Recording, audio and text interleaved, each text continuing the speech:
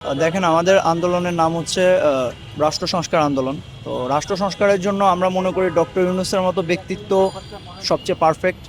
আর ওনাকে 5 বছর দেখতে চাচ্ছি। 5 বছর আমাদের কাছে কম সময় মনে হয়, কারণ 5 বছর is not enough for him. তারপরও আমরা ন্যূনতম 5 বছর দেখতে চাচ্ছি, যাতে আইন বিভাগ, বিচার বিভাগ, শাসন বিভাগের মতো ভঙ্গুর যে অবস্থা আছে আমাদের দেশে বর্তমান রাষ্ট্র ব্যবস্থায়, এই গুরুতর বিভাগগুলো যেন সংস্কার হয় এবং ক্ষমতার বিকেন্দ্রীকরণ হয়। অর্থাৎ সরকার প্রধানের কাছে এত অসীম ক্ষমতা না থেকে ক্ষমতা যেন ডিস্ট্রিবিউশন হয় এবং এই তিনোটা বিভাগ যেন যথাযথভাবে কাজ করতে পারে।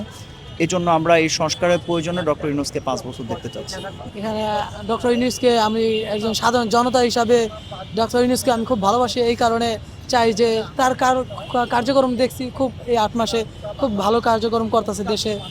খুব এই কারণে সাধারণ জনতা হিসাবে তাকে 5 বছর আমি দেখতে চাই।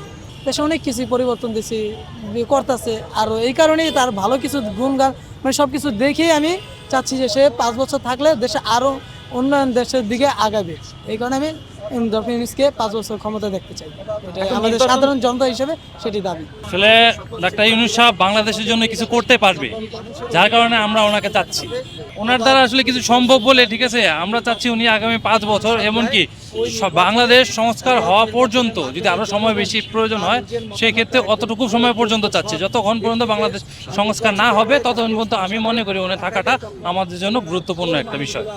আমরা ডক্টর ইউনূসকে 5 বছর ক্ষমতায় দেখার আমার ব্যক্তিগত মত না, সকল জনগণের মত। সারা দেশের সকল মানুষই চাচ্ছে যে দীর্ঘমেয়াদী ক্ষমতা থাকা হোক নিরপেক্ষ অন্তর্বর্তীকালীন সরকার।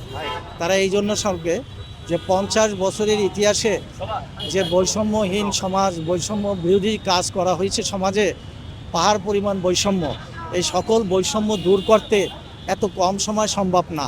এই জন্য 5 বছর এই অন্তর্বর্তীকালীন সরকার ক্ষমতায় থাকলে সকল বৈষম্য দূর করে বৈষম্যহীন একটা সমাজ তৈরি করতে যথেষ্ট সহযোগিতা হবে।